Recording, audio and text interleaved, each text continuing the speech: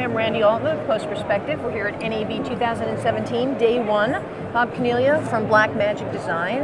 You guys had a big press conference today where you announced Resolve 14, which has a special new feature that includes audio. Yes, indeed. We bought Fairlight in September. Yep. And somehow we were able to get the entire Fairlight engine jammed into DaVinci Resolve 14. So, the first thing we did for DaVinci Resolve 14 was sped up the processing 10 times. So now people that are using sort of lighter weight laptops can actually take advantage of the software and not have a lot of lag and whatever. We improved the workflow with H.264 files, so that's real easy to use. And we added the entire Fairlight audio engine to it, which is kind of amazing because, like years ago we thought it was cool that you could put in, one VO channel. Now you can record 100 channels. I mean, it's like just amazing. You can do up to 1,000 tracks of audio with this thing. Well, the Fairlight, it was the big Fairlight. It was a big thing. It was a big hardware. Absolutely, and that still exists. And we're going to rebuild that hardware later. We haven't gotten to that yet. We did the engine first. But if you're an existing Fairlight customer that has the big panel, it'll now be driven by Resolve. And that's what we have at the show floor. It's really kind of cool. So Resolve is driving that whole big unit.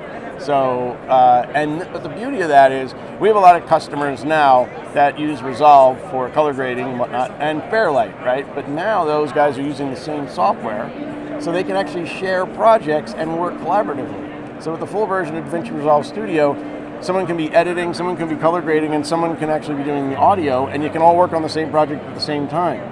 And because a lot of systems are networked at bigger customers that don't have access to the internet, we put in a little chat app into Resolve so you can say, hey, I see what you're doing over there, I like it, or whatever, or tweak this, and just communicate that way, which is kind of cool. And of course we lowered the price because you put in more and then you lower the price, but it has gone from $995 to $299. For the full studio package with the audio. Now the audio is actually included in the free version that you can download and give a try because we want people to try it first. But then if you want to have the extra features, it's $299 now, and it's not a dongle anymore. It'll be a software key. So this way you don't have to be connected to the cloud. Well, you have to be connected to the internet to register it the one time, but then you don't have to be attached after that.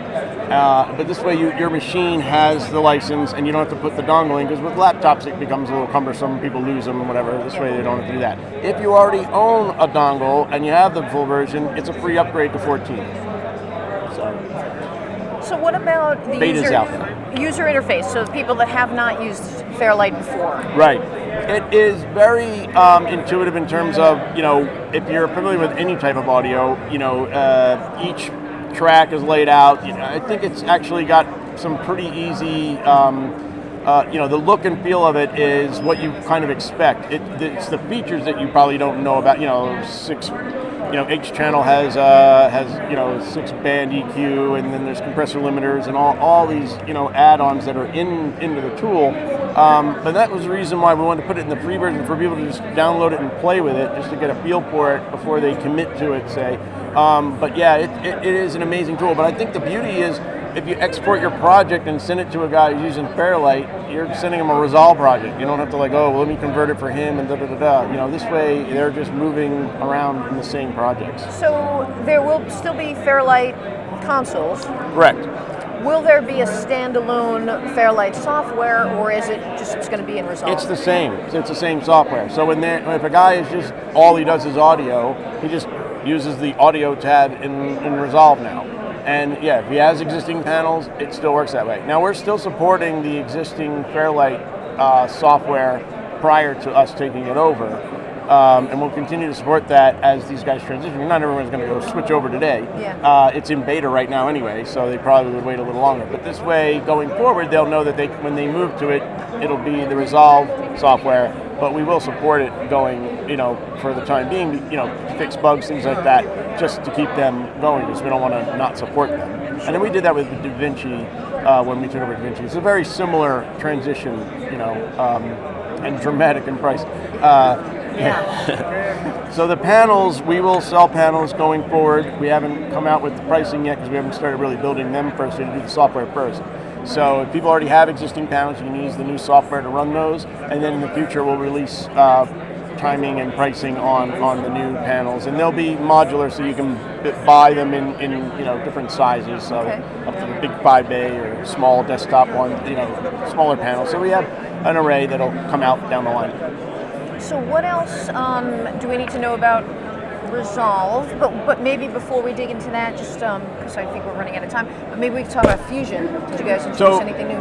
Fusion, we have a release for later this summer. So we're going to hold up on the release for Fusion. It wasn't quite ready, and we had so many other things to talk about. Sure. We even added Bluetooth to the new Ursa Mini Pro, so you can do controls of the new. So people already own an Ursa Mini Pro, have that Bluetooth capability, which is kind of crazy.